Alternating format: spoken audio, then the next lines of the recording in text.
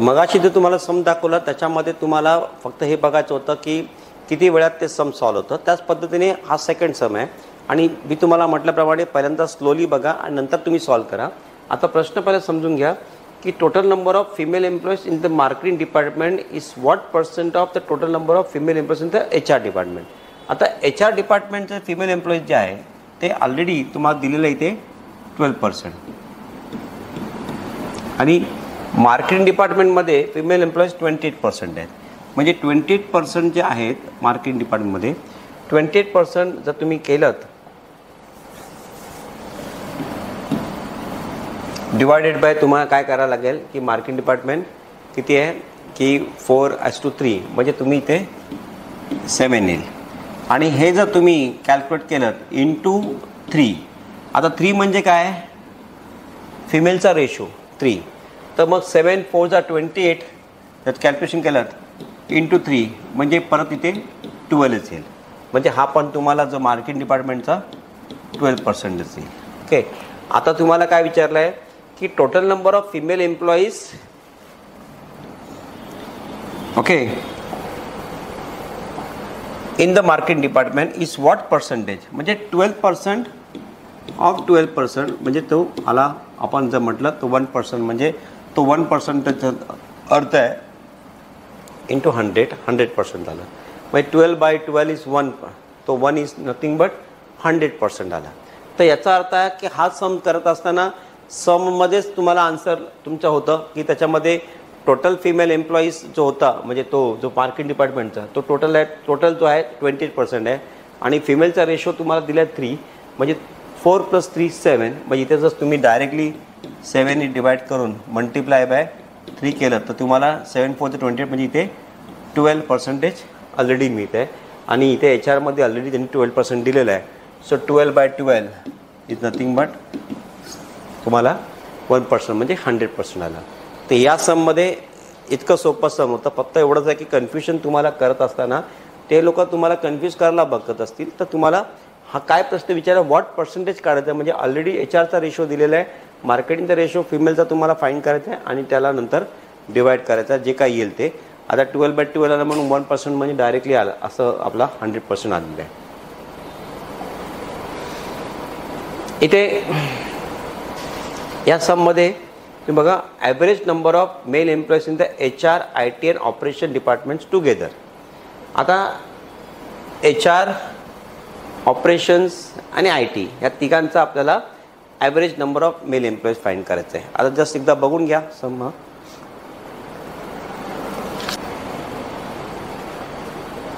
तुम्हाला average number of male employees in the HR, IT and operation काढायचं आहे.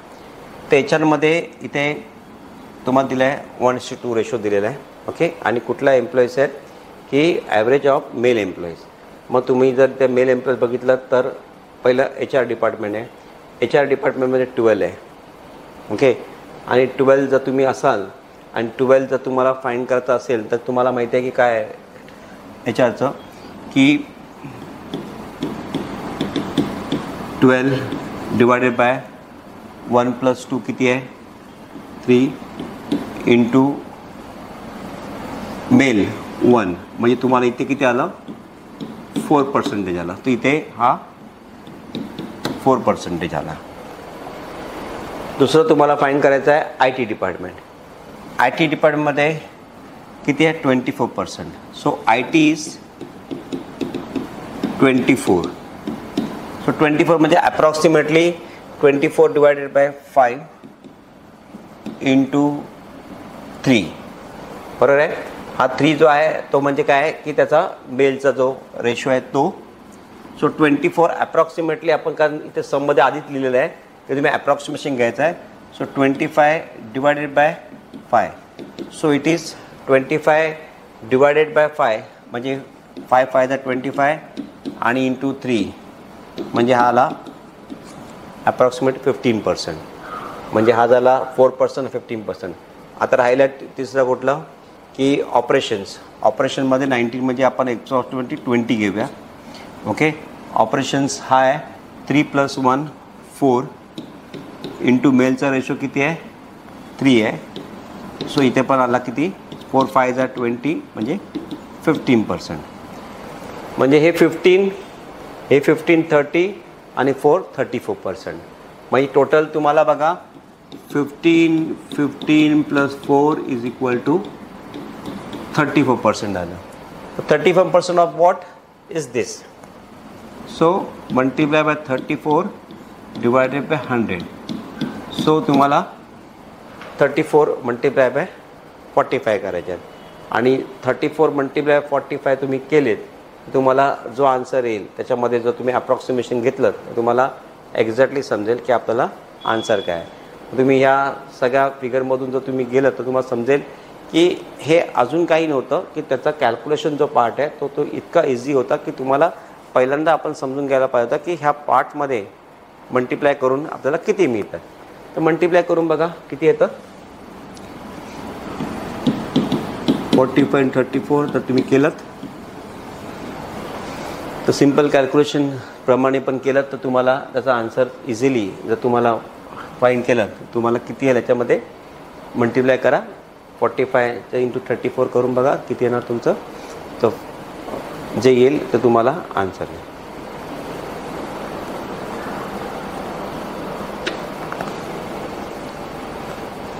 आणि फायनली झालं जे मल्टिप्लाय केलं की ते डिवायडेड बाय 3 येईल. 3 काय येईल कारण ॲव्हरेज आहे ना. आपण जेव्हा हे करतो तिघांचं ते ॲव्हरेज फाइंड करतो आणि 3 एम्प्लॉईज असल्यामुळे 1 2 3 आपण ॲव्हरेज सांगितलेलं आहे. सो जे काय आन्सर येईल डिवाइड बाय 3 करायचं किंवा इथं तुम्ही केलं तर 15 जा आणि तुम्ही केलं तर 15 4 जा 60 45 आणि 510 म्हणजे 510 आन्सर येईल. So it is nothing but simple calculation प्रमाणेच करायला पाहिजे की 4500 इंटू 34 डिवायडेड बाय 100 म्हणजे तो पर्सेंटेज झाली 34% आहे आणि इंटू 3 केलं म्हणजे तिघांचा ॲव्हरेज केलं आहे म्हणून डिवाइड बाय 3 केलं. सो 15 भाग गेलं 15 4 जा 60 6 कॅरी आणि नंतर तुम्हाला पुढे केलं तर 15 4 जा 60 डायरेक्ट तुम्ही केलं तरी होता आणि 15 3 जा 45 आणि 6 आणि 45 झालं 510 म्हणजे 510चं उत्तर आलं. आता कॅल्क्युलेशन वाईज बघितलं तर ह्या सगळ्या सममध्ये तुम्ही जेवढं कॅल्क्युलेशन तुम्ही करता त्यामध्ये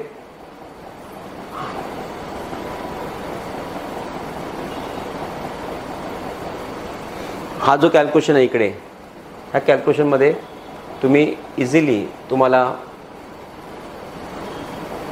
हे आल्यानंतर ही व्हॅल्यू जी येते 34 त्या समजायला पाहिजे की आपण याच्यामध्ये 3 जर डायरेक्ट घेतलं आणि हे जर 2 0 आधीच कॅन्सल केले तरी 3 मल्टिप्लाय केलं तरी 510 तर डायरेक्ट आन्सर येऊ शकतं. तर आता इथे संपूर्ण सममध्ये तिघांचा ॲव्हरेज करायचा होता HR चा IT चा आणि आपण बघा अप्रॉक्सिमेट जर तुम्ही सम बघता पायचेटला तर अप्रॉक्सिमेट व्हॅल्यू तर 24 तर 25 90 तर 20 घेतलं आणि त्याप्रमाणे आपण त्यांचे रेशो फाइंड केले आणि आपण त्याचा डायरेक्टली आन्सर फाइंड केलं. तर मित्रांनो हे जे सम्स आहेत याच पद्धतीने आपल्याला करायचे आहेत आणि मग आपल्याला या बेसिक सम्समध्ये आपल्याला ह्या गोष्टी ॲड केल्या तर आपल्याला डायरेक्टली याचे आन्सर्स मिळू शकतात.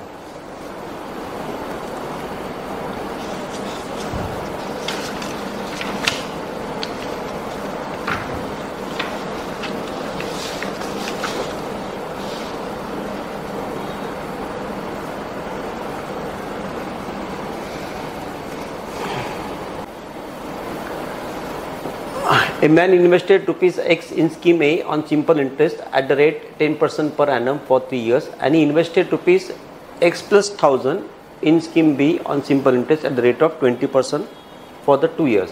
If the interest received by the man for the scheme B is rupees 900 more than that from scheme A, then find the value of X in rupees. आता काय दिले man invested rupees X in scheme A on simple interest at rate of 10% per annum आणि दुसरं दिलं आहे and he invest rupees X plus 1000 in scheme B at rate of 20% per annum for 2 years. If the interest received by the man from scheme B is rupees 900 more म्हणजे जास्त then find the value of X in rupees. आता याच्यामध्ये 1 minute बघून घ्या.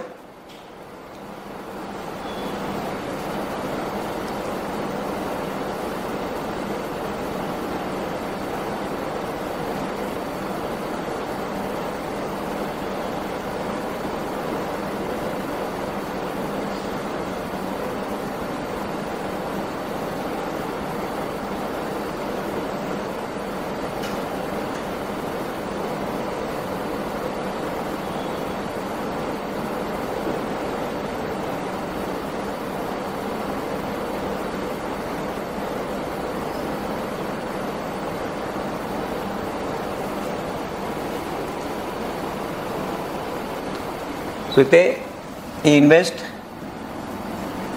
X on simple rate of 10% for 3 years. 3 years म्हणजे 10 × 3 30 आपण घेऊया. आणि इथे invest x plus 1000 at the rate of 20% for 2 years म्हणजे 20% फॉर 2 years म्हणजे आपण 40 घेऊया. आता आपण इथे जस्ट या 100ला 100x करूया आणि याला 100x करूया, कारण पर्सेंटेज कॅल्क्युलेट करायला बरं पडेल.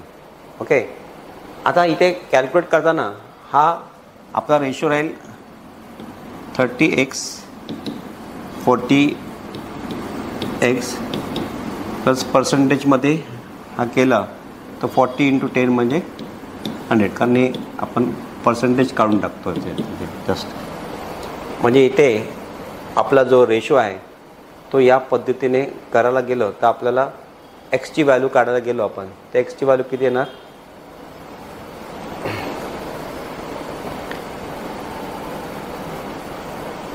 इथे 2 years इथे interest distribute by the man from scheme B, म्हणजे बी मध्ये मोर दॅन 900 आहे तर इथे 900 येईल प्लस 40x प्लस 400 येईल, कारण इथे आपल्याला 900 ॲड करावं लागतील. Okay, so the scheme will be like this, 900 minus 400 will be 500 आणि 30 minus 40 x is equal to this. Okay, आता ह्याच्यामध्ये जर आपण बघितलं तर 10x म्हणजे 50 येतील, कारण 30 आणि याच्यामध्ये 10x येईल, हे 10x येईल आणि 10x मध्ये गेलं तर x इज इक्वल टू 50. पण आपण काय घेतलं आहे x, इथे आपण 100x घेतलं आहे, म्हणजे 100x म्हणजे 50 × 100 इज इक्वल टू 5000x. म्हणजे इथे सिम्पली सम बघितलं आपण तर सममध्ये आपण सुरुवातीला काय केलं आहे की हा एक्स जो आहे तो आपण पहिल्यांदा हा म्हणजे हा जो आहे x invested scheme A on simple interest at the rate of this. Okay, मग आपण पहिल्यांदा हा केला आहे की हा ए आणि हा बी घेतला होता. सो एक्स आणि नंतर 10% फॉर 3 years तो 30, आणि इथे काय केलं आहे, इथे आपण बघितलं एक्स प्लस 1000 जे दिलेले व्हॅल्यू आहे आणि scheme be on simple rate of 20% for 2 years म्हणजे 40 केलेलं आहे. So this is 30, this is 40, पण बेस आपण 100x आणि 100x घेतलं आहे जस्ट फॉर कॅल्क्युलेशन. आता त्याच्यानंतर 30 × x 30x, 40 × x 40x आणि इथे 100 आहेत त्याच्यामुळे आपलं पर्सेंटेज आहेत, त्यामुळे 40 × आपण 10 केलं तर 400 आलं. आणि त्याच्यानंतर कॅल्क्युलेशनमध्ये आपल्याला इथे लिहिलं आहे की if the interest received by the man from scheme B is ₹900 more than scheme A. So आपण इकडे काय केलं आहे की 900 मोर केलं आहे, म्हणजे 10x प्लस स्कीम एवरती 900 केलेलं आहे, म्हणजे ह्याच्यापेक्षाही जास्त आहे. सो 40x प्लस 400 कॅल्क्युलेशन केलं तर x 500 इज इक्वल 10x म्हणजे x इज इक्वल टू 50, आणि मग पुढे आपल्याला आपण इथे 100 बेस घेतला होता तर 50 × 100 म्हणजे 5000. सो आपल्याला जो विचारलेला आहे then find the value of x. So a value of x is near about 5000 rupees. So हा जो सम आहे हा सिम्पल इंटरेस्ट कंपाऊंड इंटरेस्टचा सम्स होता, पण सिम्पल इंटरेस्ट होती बेस होता. फक्त इथे जी वाक्यरचना होती ती समजून घ्यायला पाहिजे की इथे आपण जो रेट ऑफ इंटरेस्ट कॅल्क्युलेट करतो त्या पद्धतीने हा सम केलेला आहे, आणि म्हणून ही जी सम आहे हा इझिली आपण याच्यामध्ये सॉल्व करू शकतो.